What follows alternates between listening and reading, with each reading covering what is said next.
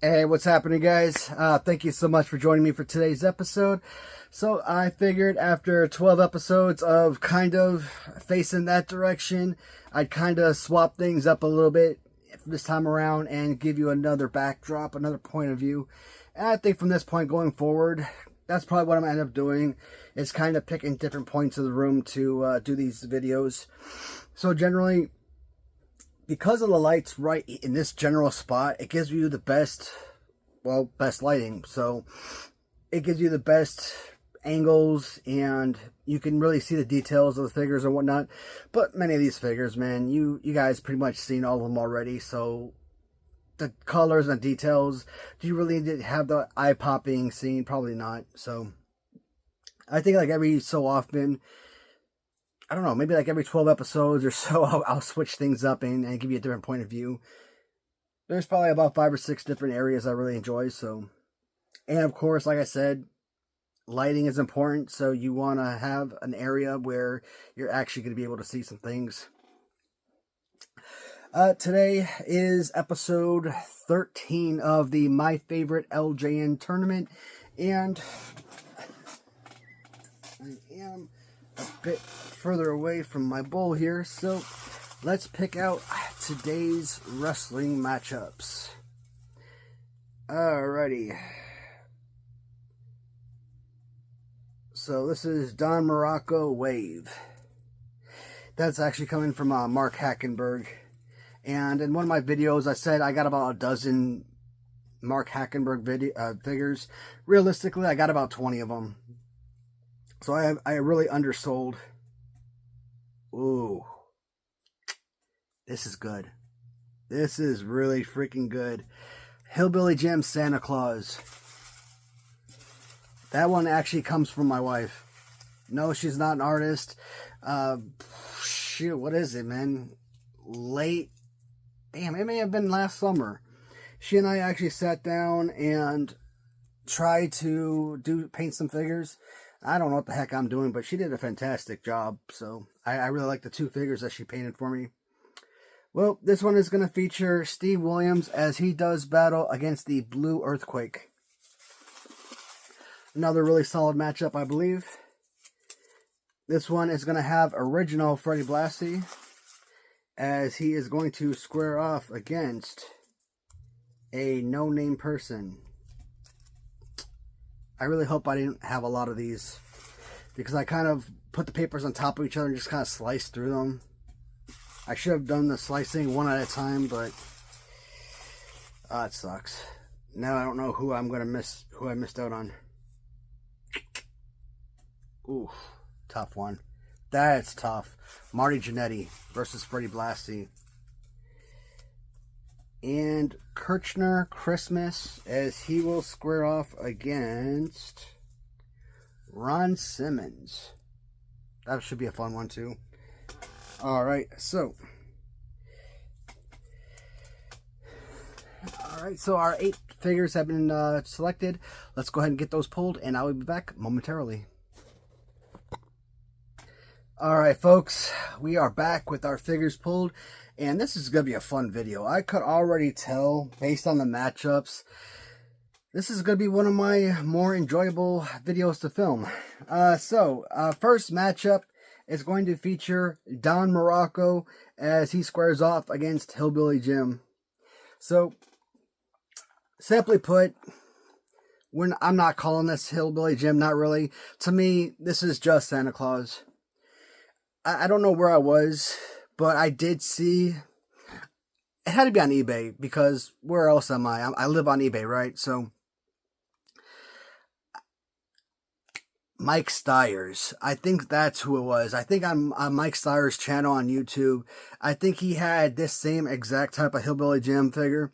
And when my wife and I, when we were kind of like spending time together, we bought these new paints and brush and stuff, and we pulled a couple figures. I think I was working on like a King Kong Bundy. I think she was working on both a Hogan and a Hillbilly Jim for me, because I wanted this figure particularly. I thought this would be a really easy figure to customize, and she did a remarkable job. I mean, yeah, you could say it's relatively easy. Just 3 basic colors. But man, she did fantastic work, and I hate myself because I screwed this figure up. Because I put it in these stands, right? And these stands have these metal hooks. And so the metal hooks, they dig into the figures. So some of these figures, like the black honky tonk man, black and gold, you can see the blue undertone because these things are sticking into them. So I pretty much know what figures are being damaged because of these different things, because it's obvious. But you do see kind of like these little ticks here from the freaking metal. Otherwise, this figure would have been pristine. Yeah, I mean, it is kind of somewhat sticky and whatnot. Again, she's not a professional artist. I don't think she would, in a million years, classify herself as an artist in any extent of the word. But given the fact that this is the first thing that she ever did, incredible. Here is the thing about Hillbilly Jim. Yes, Nikolai Volkov has a special place in my heart because he is the very first figure I ever purchased, first LJN figure I ever purchased, and that figure is alone got me falling in love with the LJN line. Of course, Hillbilly Jim was the very second figure, and why were they the first two figures? Simply enough, they were probably the two least expensive figures out there. Hillbilly Jim didn't really do too much for me when I first got him, but in all honesty, Hillbilly Jim to me, I don't think he's in my top 20, but he's got to be. He is a fantastic figure. It kills me that so many people brutalize the Hillbilly Jim figure. And yes, when I look at figures like this for repaint, if you're talking about better than 60% of paint loss throughout, where like the coveralls are completely skin tone, flesh tone, yeah, and you need to save the figure. Either bring it back to life by repainting it back its original colors, or making it a whole new character or a whole new color tone. I'm okay with that. I just don't like when people take mint figures or relatively mint figures and then customize it. It's wasteful. And when they start cutting off heads and arms and stuff, if it's an unsalvageable figure, because yeah, I've had figures where the hands were all like somebody put a lighter underneath their hands, or I've had a Haku where it looked like their face was eaten off or burnt off or something. There are certain instances where I'm like, yeah, you have no choice. If you could use that figure to save another figure or create something special, I'm all for it. I mean, look at my custom all, right? Hillbilly Jim doesn't get the appreciation he deserves, but he is a fantastic figure. And of course, Mark Hackenberg, you guys already know, if not the #1 damn LJN customizer on the planet, darn near close to it. Absolutely fantastic, all of his work. One day I purchased like 6 or 7 figures from him in like one bundle, and they were all like generally the same figures. Like I got like 3 different Don Moroccos from him. I got like 3 different Paul Orndorff figures from him, and trying to think if that Terry Funk figure, if that was in the same bundle. Shoot, I may have gotten more figures than just that from him at one point, but I think this wave version, I saw this on, was it Stinger GQ? It may have been Rob Jackson's eBay, where I was bidding on it, and that whatever happened, I may have fallen asleep or something, and it ended in the middle of the night, and I lost out on it. I was ticked off. Love the design of the figure. Don Morocco, he is one of those figures. When I started doing the very first LJN tournament back in 2022, I only wrestled the figures I had duplicates of. And because I always bought so many bundles, and maybe there were particular figures I wanted or needed for the collection, I ended up with all these duplicates, right? So I only wrestled the figures I had duplicates of because I don't want to ruin the paint or whatnot of the figures that are going on my main display. I never had Don Morocco, so I never got an opportunity outside of just kind of holding him and talking about him on camera. So I never got a chance to wrestle with them. I guess I could have, but I just didn't. So when I finally got a duplicate in and kind of used it a little bit, it's like Tito Santana in a sense. Arms are way low, they're out there. It's just not a fun or enjoyable wrestling playable figure. Looking at the figure, it looked fantastic. I thought I don't know, I'm trying looking at the wall. It's a figure that looks amazing, but just wasn't. Maybe Bam Bam Bigelow or something like that. I mean, Bruno Sammartino, but yeah, I mean, you got your Ted Arcidi, your Bam Bam Bigelow, kind of like that Arn Anderson Galoob style, but this is a figure I was, the original, of course. I was so excited about getting in and kind of like using a little bit. Again, goofing off. Because I'm not the type of person who sits there and plays with these on my floor or anything like that. I definitely don't sit there and play on my floor. Damn. I need to sit at a table or a desk or something. I just don't got the back to sit there and kind of bend over like that. But again, when I was doing the tournaments, I wanted to be able to talk about the grip and playability of the figures. So I did goof off and make some tournaments, some more rumbles where I could actually use the figures. Don Morocco is just not as fun of a figure as he appears. Light years better than a Tito Santana, no doubt about it, but that's the original. The custom Don Morocco is spectacular. The graphics on there, and I don't know if that's okay. So that doesn't look like it's drawn on. It looks like it's a stencil. Like it's a stencil, and then he like paints around the edges. So it bleeds in beautifully with the t-shirt. So like you don't even know the difference. And you see some of the kind of like the designs. What I always talk about, you gotta put the shoelaces in there. If these are just straight jet black shoes, meh. Then we go back to Santa Claus. Hillbilly Jim. My wife, she obviously made some big changes. Well, not big changes, but like simple changes like adding color to the handkerchief, for example, or adding color to the buckles. Yes, adding a simple black to the buckles or the coveralls, when normally this stuff right here is just straight blue on the original Hillbilly Jim. I love the Hillbilly Jim figure. I think it's one of the top 25 great LJN figures. It's definitely one of the most enjoyable figures. Fighting pose, not the most pristine, but it's definitely one of the better, more enjoyable figures. For whatever reason, I love having Hillbilly Jim and King Kong Bundy kind of go head to head. And because he's more of a bulkier figure, it feels like the two of them just mesh well together as opponents. Design-wise, I love the shirt. Graphics, Mark Hackenberg does splendid work. I am choosing Santa Claus. I am not choosing it because it's my wife's work.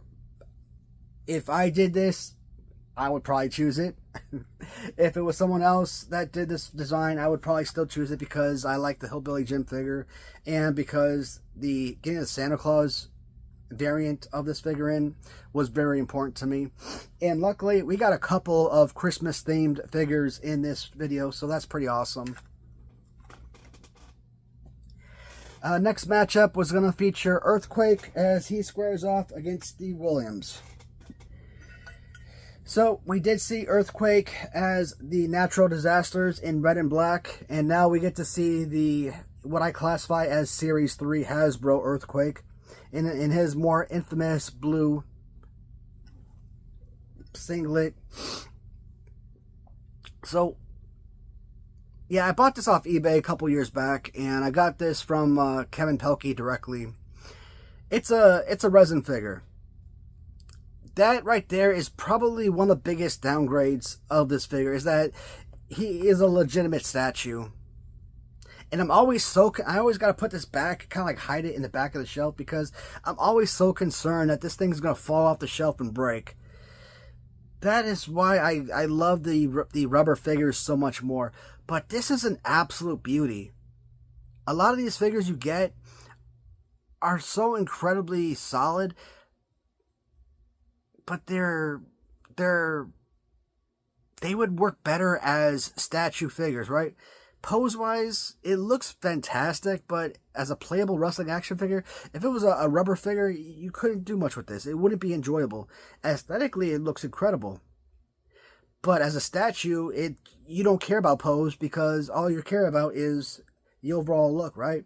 So, the difference between the resin figures and rubber, that right there, I'm always a play first guy, but when it comes to, and I might refer to resin figures simply as statues. So, If I say statue here or there, I'm talking resin.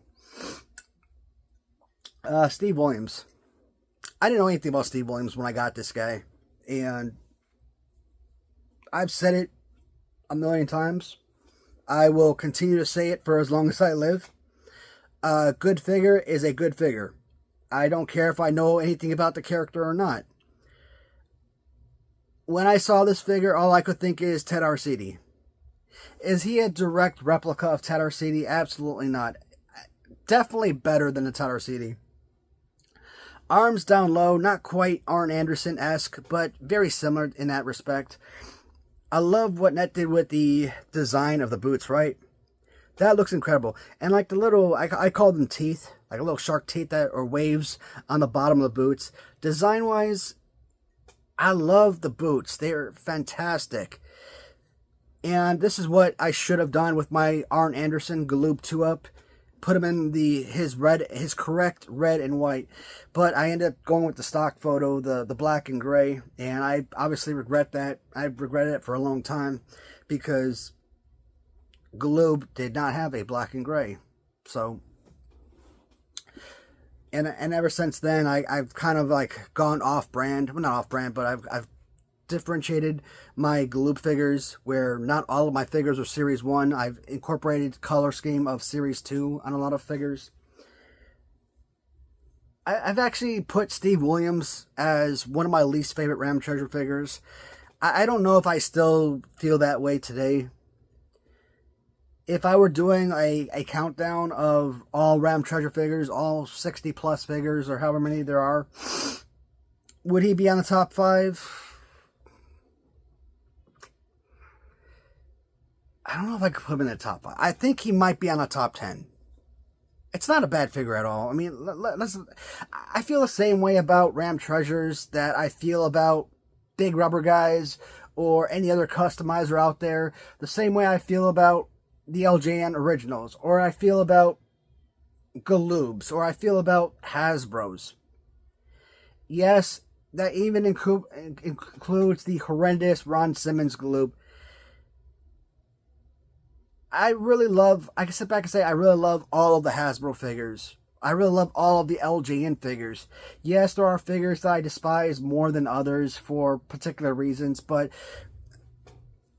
I really don't hate the figures. I do love all the figures. They all hold a special bond in my heart, right? But for particular reasons, there are certain things that I don't like about a particular figure. Now, we're talking Ram Treasures here, right? So, like, when I talk about Bob Backlund, that's just terrible all over. So, that's just just bad. Bad rubber. Bad color. I'm not a fan of that one. Ivan Putski is terrible. Mike Sharp is terrible. So, I don't see this one in the top 5. Top 10, most probably. He's a rubber figure. I mean, do I put him over Earthquake simply because he's rubber? In all honesty, I think the answer could be yes. But Earthquake, probably one of my top 10 all-time favorite wrestlers. Definitely one of my top 5 all-time favorite bad guys. And, bad guy or good guy, he was always an awesome character. I love Earthquake, man. This is a fantastic look. Look that I was familiar with. Somebody made a joke that, John Tenta was like 20 years old when he entered WWF, and he looked like he's 40 years old. And I'm like, damn. I gotta be honest, even to this day, if you, showed me a birth certificate and said that, here, he was 22 years old. 29 years old, whatever, when he came into WWF, I would think you're crazy. I'm like, this guy's got to be in his 30s at least. And I get it. Some guys just have that look where they look older than they are, but to look twice as old as you really are, that's just insane. I don't think he was no 19-year-old kid. I don't think he was no 21, 25, or anything like that. Maybe he was. But if he really was that young, shoot. this really is a toss-up. I don't think there's particularly a wrong answer in this particular matchup. I think we could go either way. I got to go with Earthquake. To me, a lot of history of Earthquake. I don't know enough about Steve Williams to talk about. And of course, you know what? Freaking Earthquake sitting on freaking Hogan and on the Brother Love show. I think next go around, that would be something nice to talk about. Next matchup was Freddie Blassie, as he squares off against Marty Jannetty. So for Freddie Blassie Custom did appear in the last video, and he actually made it to the next round. So we do have a Freddie Blassie in tournament. I do not mind this figure at all. Like I said before, Freddie Blassie to me is just a toned down, thinner version of SD Jones. SD Jones is already a perfect figure.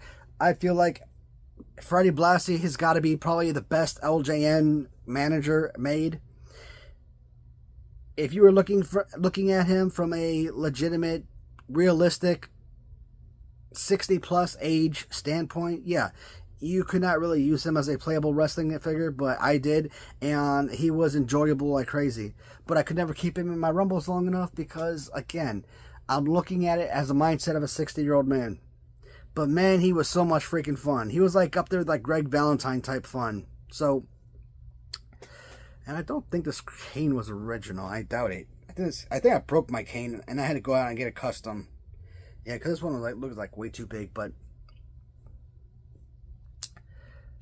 I keep talking about those damn stands, man. I bought every single one, and at $20 a pop, they cost you over a damn grand for all those things. And yeah, I bet they look great.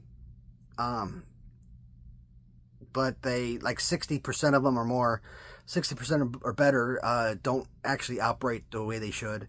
And so the figures are always falling off the shelves. And when you got figures like this and Mr. Fuji, and they're always falling off, and you know what, it breaks the canes, and it sucks. That's why I always say go on to like Amazon, get yourself a dozen of these stands for like $40. You never have to worry about them falling off. But we're not talking about that. I'm just kind of looking at the cane and mad that I keep breaking my, because the accessories themselves are who cares about the figure? The figures are always replaceable. The accessories are freaking crazy expensive. You think manager versus wrestler, that this is a very simple decision? It's not. Freddie Blassie is a phenomenal freaking figure. Playable. Awesome. Marty Jannetty, I love the fact that Big Rubber Guys was actually able to incorporate a Marty Jannetty. Now, it was disappointing that Shawn Michaels was not included in their lineup. And yeah, I got it. They got to have permission from the wrestlers to be able to add these guys. And Shawn Michaels, unless you're like, you know, these major licensing companies like Mattel or something, you know, Jack Pacific, what have you, you're not going to basically sign off on these little smaller companies. You're not going to see Hasbro Toys come out with the Shawn Michaels figure. You're not going to see Zombie Sailors and Big Rubber Guys, Major Wrestling Figure Podcast come out with these guys. Even though Major Wrestling Figure Podcast actually has, you know, actual wrestlers, so maybe. But it was nice to get Shawn Michaels from them. But when Random Treasures released not just one, but both members of the Rockers, I'm like, freaking heck yeah. You guys already know how I feel about the Rockers. Growing up, to me, Legion of Doom probably had to be my all-time favorite wrestling tag team, simply because of their sheer enforcement and dominance in the ring. They just looked like an endearing and enforceable team, right? But the Rockers, I mean, if Legion of Doom isn't number one, Rockers has to be. I mean, these guys work so well in tandem, in and out of the ring. Tag in, bam. Work the guy over a little bit, tag out. Work the guy over, tag back in, tag back out. Bam. Like in and out of the ring. Major high flyers. Acrobatics, incredible. Whether you like Shawn Michaels or Marty Jannetty, both guys, these are type of guys that no matter what you're watching, SummerSlam, Survivor Series, Royal Rumbles, these guys are always highlighting those pay-per-views. They're always winning.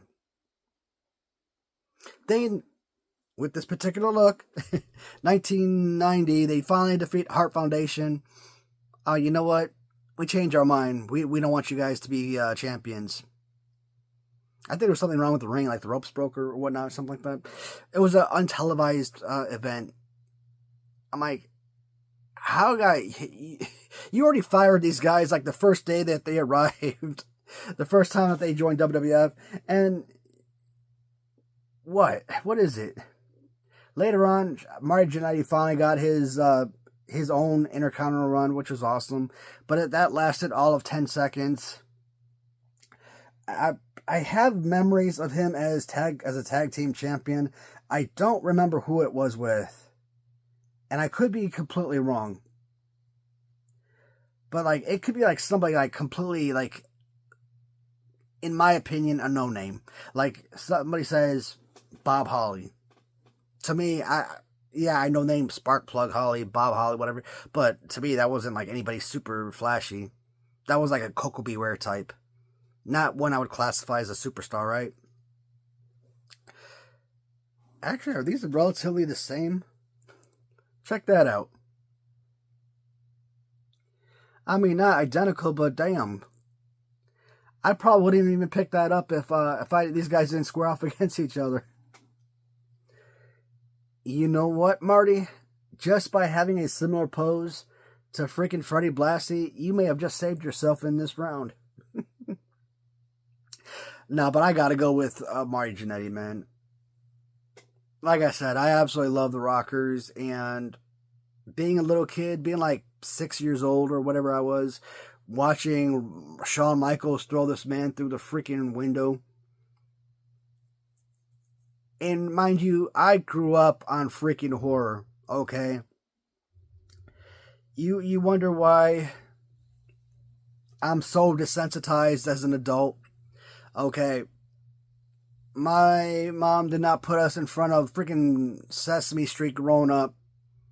Or, I don't know, whatever kid shows you would watch back in the day. For 2-year-olds and 3-year-olds, we were watching freaking massive horror movies. Jason, Freddy, Michael, the good stuff, okay? Pinhead, etc. So, being like mortified by a man being thrown through a window just shows you how freaking demoralizing that was as a fan of the Rockers to see. And as a little kid, you kind of think that stuff's happening for real. So, this was a great figure, and I was so pleased to get both members of the Rockers in. And when I talk about LJNs, I think I said this before, but I'll talk about it again. Probably 5 characters I really wanted as LJN ever since I started collecting, and I started collecting customs. Yokozuna was always number 1. Hands down, not even a question. A real and a good Yokozuna. The Rockers were probably number 2 and 3. Shawn and Marty, of course. 4 and 5, I guess Undertaker would have probably been on that list at some point before Realm Treasures Undertaker. 5, I'm trying to think who else I would probably appreciate. I recently saw a fantastic Nails. I want to see Ram Treasures come out. And I talked to Ned about that months and months ago, and she said that could be something that could be done. Getting Nails as LJN, that would be freaking phenomenal. I talked about Demolition Act, or Crush. Now I'm becoming my mom. Throwing every name under the sun, under the roof, before I get to the name I'm looking for. Last matchup is going to feature the Christmas Corporal Kirchner as he squares off against Ron Simmons. Generally, anytime you talk about Ron Simmons going up against anybody else, you think, okay, it's a shoo-in. It's one of these type of events, and you're done. Ron Simmons Galoob, one of those figures I had as a kid, and he was nothing more than an elbow drop guy. Yes, we were forced to use this figure as a kid. Funny thing is, I always kind of make fun of kids of the 80s that had to play with Tito Santana, LJN. I'm like, my dudes, I will pray for you for having to suffer through that atrocity. But God help us, those kids in the 90s who had this crap. I am telling you, no fan or no child has suffered more in this life than those of us who had this to play with as a kid. It's like, dang, hasn't anyone suffered enough in life than you have to use this crap? So, when Ram Treasures was starting to come out with the Galoob 2-ups, one of the things I kind of said one day when they, I don't know, when they came out with maybe Sid Vicious or, I don't know, around the 4th or 5th figure. Maybe, I think they came out with Butch Reed, and I think Ron Simmons was later, so maybe around the time that Butch Reed came out. I'm like, man, I'm going to cry my eyes out if they decide to come out with Ron Simmons. Because, man, I don't want to pay $130 for freaking Ron Simmons. Don't make me do it. Don't make me do it. It's just such a bad figure. But one of the highlights of Ram Treasures collections are the Galoob 2-ups. And the one thing is, Ron Simmons as a hardened rubber, hardened plastic, whatever the heck those Galoob figures are made out of. A really bad playable wrestling figure, no doubt. But when Ram Treasures blew this figure up into rubber form, as more of a, again, rubber movable, because it's rubber movable, and blowing up to a larger size, I like the look of it. If I were to look at this as simply kind of like a statuesque type of figure, it's fine. And that's exactly what Galoob is. They're small statues. And sometimes you don't even look at them as playable as wrestling figures. Just look at them as small statues. So yeah, they have their infatuation in that regard. But so when I look at a figure like this, or when I look at a figure like the new Tito Santana prototype, I'm not dissing Ram Treasures for that, because they're just doing exactly what they're supposed to. They're making an ideal or 100% replica to what was already created, right? So you can sit there and complain about, or I could complain about plate pose all day long, but this isn't their original design. They're just blowing a figure up. So I really like what they did with this. It looks solid in that regard. But the Macho Man figure, we haven't gotten to it yet, but again, the Macho Man figure, that will probably be on my list of top 5 worst. That man just can't catch a break. He's right up there with Snuka and freaking Rick Rude as well. I understand that it's kind of like a sort of commemorative piece, but why this pose? And then I've seen someone take like a Kerry Von Erich and also put him in this pose. Look, this should never be used for anything ever. Yeah, I get it. LJN, Vince McMahon, has a little fused hand to the chest too. It's not unheard of, but no. Terrible. I don't think Ron Simmons loses this matchup.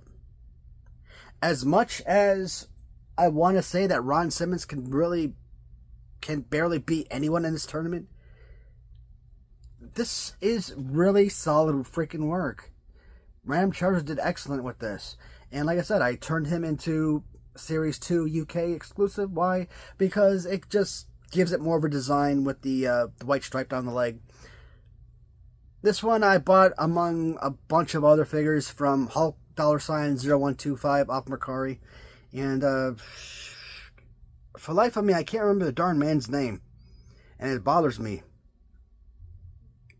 But at least I'm able to remember his screen name, so if anyone's interested, it's a Corporal Kirchner. Corporal Kirchner is arguably a top 25 best LJN figure. So that in of itself makes him worthy of moving forward to the next round. There are some things about this figure that I don't like. It's not customized the best. For example, the face obviously has its blemishes, but the built-on Santa hat, that is freaking perfection, okay? I love those built-on accessories. I don't know what you call them, tags, stripes.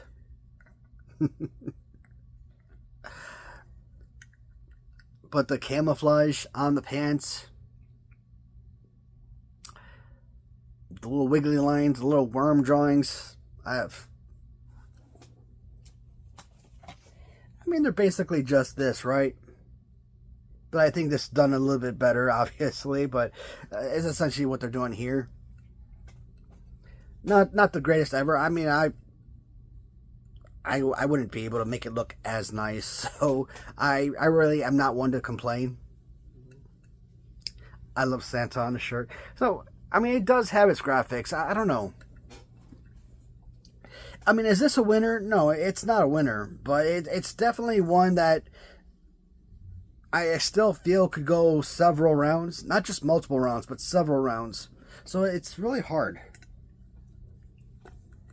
And generally, like I said, when you put Ron Simmons up against anyone else, you don't really think of Ron Simmons ever having a chance. It doesn't matter who made Ron Simmons. It could be an original LJN. It could come from any of your favorite customizers. It could be just some random eBay purchase you made. It doesn't matter.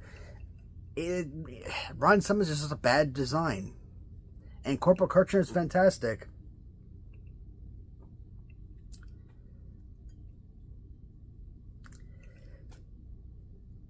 I feel like with some of the looks of Corporal Kirchner and with the play pose, as a military man myself, yeah, the army look obviously means something special. I love Christmas. I love the Christmas themed figures. That obviously holds a lot of merit to me. I feel like if I were to choose Ron Simmons, I would only be choosing him because he's a Ram Treasures figure. And it's just my way of keeping another Ram Treasures figure in the tournament.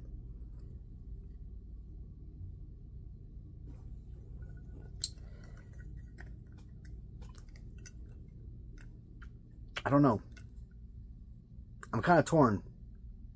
I'm really torn. What figure gives me a better opportunity for success? I want to end that as the last question before we hit 40 minutes. Realistically, Ron Simmons does not have the best opportunity to win against multiple competition, whereas Corporal Kirchner, regardless of which version of Corporal Kirchner you're looking at, he really does. So I think that, and it's not just about who can survive the next round, but who can survive multiple next rounds. And Corporal Kirchner is that figure for me. So for this battle, Corporal Kirchner is moving on to round 2.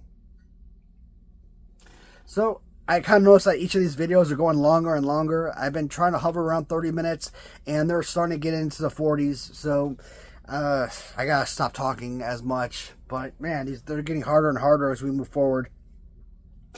But with this video coming to a conclusion, I just want to thank everybody for tuning in yet again. And yeah, that's it for now, guys. Thanks for watching. Take care, everybody.